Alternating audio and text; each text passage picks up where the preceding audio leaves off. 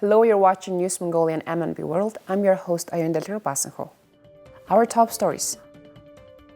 Mongolian students in Ukraine to be evacuated through Poland. This year marks the 50th anniversary of diplomatic relations between Mongolia and Japan. For other news, stay tuned.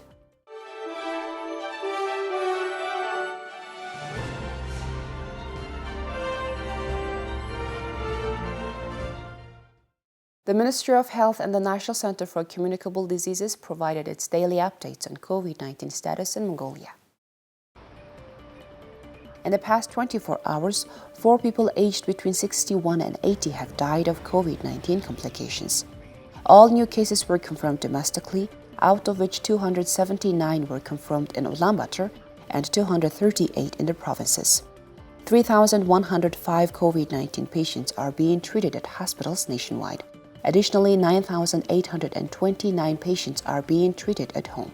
Among the patients being treated at hospitals, 818 are showing mild symptoms of illness and 43 are in critical condition.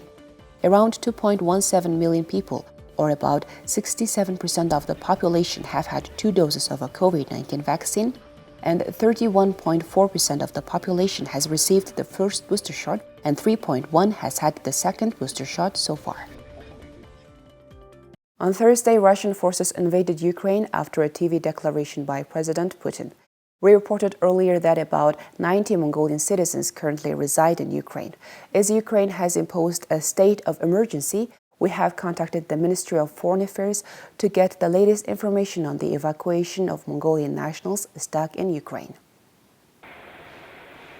Ukrainian officials closed the country's airspace to commercial flights on Thursday, citing a high risk amidst the Russia invasion. A total of 68 students are currently studying in Ukraine and 22 people have permanent residency. Many of them are married to Ukrainian citizens or work for international organizations. Those people did not express their interest in being evacuated. A month ago, the Minister of Foreign Affairs contacted the 68 students and advised them to return home. We don't have an embassy in Ukraine, only the honorary consul. Over the past month, 41 students have returned home. There are currently still 27 students left in Ukraine. I contacted them yesterday and had a virtual meeting. For various reasons, some students have not yet decided to return, as some students were close to graduating. All international flights to Ukraine have been cancelled.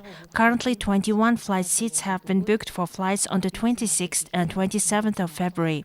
The government of Mongolia will cover the repatriation expenses. In the event of non-flight situation, measures will be taken and we will try to return the students by land through the territory of Poland. We have students in 4 cities in Ukraine. We regularly exchange information with foreign ambassadors in Ulaanbaatar and Mongolian ambassadors in Europe. There are international reports that military facilities are being attacked. Our embassy is in Warsaw, provides us information on an hourly basis. If we have problems with documentation, the consular department of the Ministry of Foreign Affairs is operating 24 hours a day. Students can contact the closest embassies for support. We are reviewing air route options through Frankfurt and Istanbul. If flights are cancelled, students will be repatriated by land through Poland and can obtain visas at the Polish border. We have already obtained an on-arrival visa permission from the Polish side. Ukraine said on Thursday that more than 40 soldiers and up to 10 civilians were killed during the Russian invasion and few dozen were injured. Deputy Foreign Minister of Mongolia Mukhchin held a meeting with the ambassador of the Republic of Poland to Mongolia, Krzysztof Boyka, and talked to the ambassador about ensuring the safety of Mongolian students who have not yet returned from Ukraine. The deputy minister asked the Polish side to assist with their admission to Poland and the urgent issuance of Schengen visa. Now let's look at the currency exchange rates provided by Mongol Bank.